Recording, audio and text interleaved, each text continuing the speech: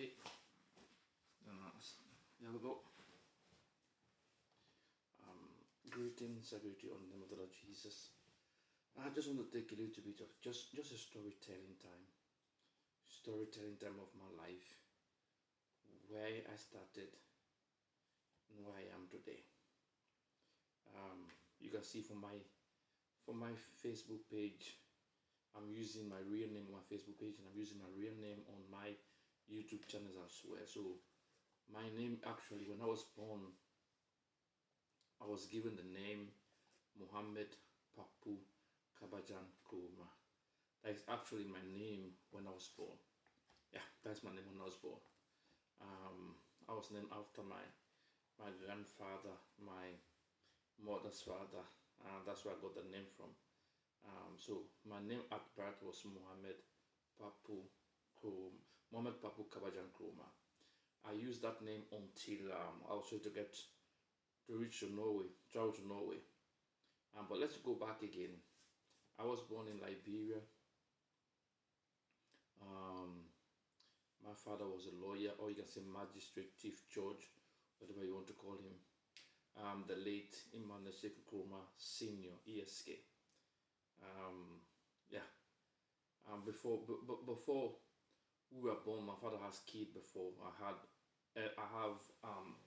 older siblings. Yes, I do. I have older siblings who are older than me. And then I have siblings from the same mom who are also older than me. So I'm not going to go into that dimension of it, but when the war started in Liberia, I could remember around 1990. When the war started, I did not face the war actually in Liberia. But before then, my father was working as a judge, a lawyer. And I remember when I was born, we had I remember three specific cars we have. We have the Renault, then the Peugeot. I think it was the Peugeot 504, and then the Renault, and then we had there was this transport that was running, and the name of the transport was Nola's Transport, which is my grandmother, my grandmother to my father's side. Her name on the transport called Nola's Transport. But then something happened when our father got into politics or something, and then there was an election. He was in the same party with the former president Ellen Johnson Sirleaf, and during the election, actually, though announced himself to be the winner of that election, and then our father got arrested and he was thrown in prison. It was a whole ordeal, and it wasn't an easy thing. He was in prison, seeing most of his friends being killed and everything. But we thank God he came out of that situation with his life. And then we moved to a place called Jimmy Carroll, and then from there we moved to Lockington. It was Lockington that I lived last in Liberia before I moved to Sierra Leone. It was Lockington that I lived last in Liberia before we moved to Sierra Leone. But two of my elder sisters, they were already in Sierra Leone, attending boarding school. So when the war broke out, our father realized that being a lawyer, being an educated man, he knew something. He had one or two informations that most people did not have. So what did he do? He sent us quickly packing. It was me, my immediate elder brother, and my younger sister. He sent us packing with our uncle, my mom's younger brother. We traveled from the city of Monrovia to Bowater side. Our grandmother was supposed to meet us at the other side, but we reached at the crossing very late, the boundary between Sierra Leone and Liberia, called Bowater side. We reached there very late that night, so we had to sleep on Liberia side of the border. And then the next day, I think it was on a Friday or Saturday, I don't remember one of the days, but we had the day I think it was Friday, because that's what they call Dawei. In Mende, it means a market day, Dawei. So it was a market day. So we reached the water side, saw our grandmother. We were so happy. We rushed to her. We crossed. She was happy to see us, and then we left. We came to our grandmother's village where she was living. The village is called Bangomangala. Yeah, because there is two Bangoma around that area. We have Bangomagia and the Bangomangala. Bangomagia means Bangoma on the hill. Bangomangala means Bangoma by the bridge. Let's say it that way. So we lived we lived with our grandma I think for a year. I believe it was or two. I believe it was a year, but we were not going to school. Well, in the village, there was no school in the village. The school was like a far distance to another village. I think it was in Y. These children used to walk. I'm telling you, it was a walking distance. They used to walk hours to get to school, hours to come back home. So we were just in the village doing nothing. And then I remember, since my two elder sisters were in Sierra Leone, so they just sent for us to go and meet them where they were. So I remember our uncle coming back again, taking us. We took the bus. We drove all the way to Itakozimi. From Zimi, we crossed the bridge between Zimi and Kenema. We slept in Kenema one night, and then we went to Blama. And seeing our sisters again was so refreshing, so nice. There for some hours, and then I went to a school called Holy Rosary Boys School, which is in Blama, a Catholic school. Yeah, I went to Catholic school. I was living with our uncle. But things was not going the way we thought it was going to go. So our mom came and took our younger sister back to Liberia, and then we were left in Sierra Leone. And then some years passed by. Our mother came and she was supposed to take us back to Liberia, coming to Freetown to take the Ecomog boat. I think it was. We had to take the Ecomog boat. But then, upon reaching Freetown, we reached Freetown the day before. We reached the night before the MPRC takeover. Yeah, we reached the night before, so we were not even familiar with Freetown. I remember my sisters. They went to drop somebody at the bus terminal. They didn't even know the place, and then that was when the shooting took place. Somebody had to guide them even to bring them back home because we were very new in Freetown. So that during that incident of the MPRC takeover, the Ecomog boat did not go again. So we got stuck in Freetown. We were there for some while. Let me tell you something. you know, me and my elder brother, we sold boiled egg. Yeah, we used to put the egg on our head. We used to go and sell egg, boiled egg. We used to go to places, football field, training grounds. We sold egg and yeah, we did all that. And then we were not going to school, but then I was playing football on the street. So the place where we were staying, that just the next house, that's where I met a man who became a father figure to me and his wife. Because since we were not going to school, so the whole project was okay. We could go back to where we came from, back in the village in Blama, so that we can go back to school. But then I stayed in Freetown, while my three other siblings, they went back to Blama. So I stayed in Freetown. I got enrolled in Buxton Boys Primary School, Charles Street. I started there from class 3, primary 3, and I took my NPSC, and then I went to Prince of Wales. I went to Prince of Wales from JSS 1 all the way to SS 3. Yeah, I went to Prince of Wales, JSS 1 all the way to SS 3. I used to play football. I play football for Prince of Wales. I play volleyball. I believe it was the two sports I played, and I used to take part even in not inter school, but the school sporting activities, sporting there. I ran 1,500 meters and 5,000 meters. That was the two distances that I remember I ran, and I was sport 5,000 and then 1,500 meters. Well, actually, when I took my exam, my last examination, no, I was not prepared like the other guys who they have buy college form beforehand, getting ready to go to college. I didn't do that. So when the result came, normally result come out very late. When result came out very late, I didn't have the money to go buy form and then start the whole process again. So my uncle said to me, since I was in the art stream, but I wanted to do, I didn't want to do anything related to art actually. I wanted to do either economics or business management. So I needed a little bit higher grade in mathematics. So I went and enrolled myself in Molded just to take the mathematics again while waiting to buy the phone for the next year. It was during that process, 2004, that I was in. I went to the field early in the morning to go and practice football. When I came back, I met my uncle waiting for me at my place because I was not staying with my mom. So my mom sent him, and then he came, and then all of a sudden, well, then let's just go backwards. Let's just go back a little bit. Since I didn't experience the war in Liberia, but I experienced the entire war in Sierra Leone. All the wars that came to Freetown, I experienced everything. I experienced the first one, I experienced the second one, which we call the January 6th. So I experienced the war in Sierra Leone to the fullest. Yeah, to the fullest. I remember one of the time, when the rebels come to town, what they normally do is they go and then they go to the prison. They open the prison because they want these prisoners to come and join, but in the prison they're criminals.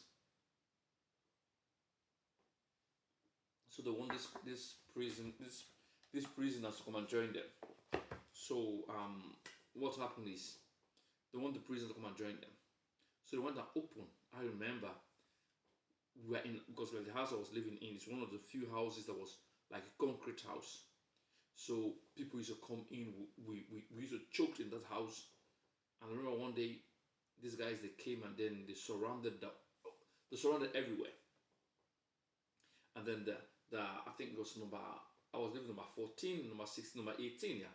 The house number 18. Just one house between our house and then the house they went to. The one that took the petrol, they threw it in the house, light the matches. But then one guy that was in that house, he was in prison. So when they went to the prison and opened the prison, he came back home. At that time, he said, "I'm tired with this life."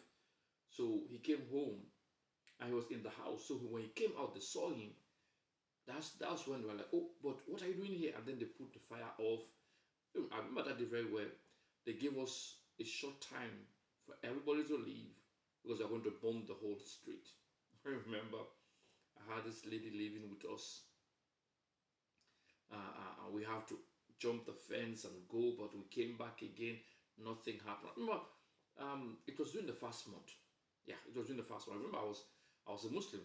So just to get that in your mind, I was a Muslim. So it was during the fast month. I remember it was me, a guy called Alusain Jallo, and the other guy called Lansana. We were three. We went down to a place called Kuta Road. I was living in Bagui Street. We went to Kuta Road to look for bread. So we went to the bakery. So when you get to the African bakery, they have to smoke the bakery. So we were standing outside. But I think the rebel at the other side, over the river, saw us standing and he started shooting towards us. We could hear the bullets hitting our back, and then everybody started rushing, trying to enter into the bakery. We managed to enter the bakery and we were there for some hours, and then later on we came out to go. Me, Alusain, and I still remember, and the guy called Lansana, Alusain Jallo and Lansana. So, but as we were coming to cross the main street, and then we hear some noise, like the rebels were coming, and then we divide. Everybody was fighting for their own life. So I went to an unfinished house with a fence. I just went there and I just lie down behind the fence.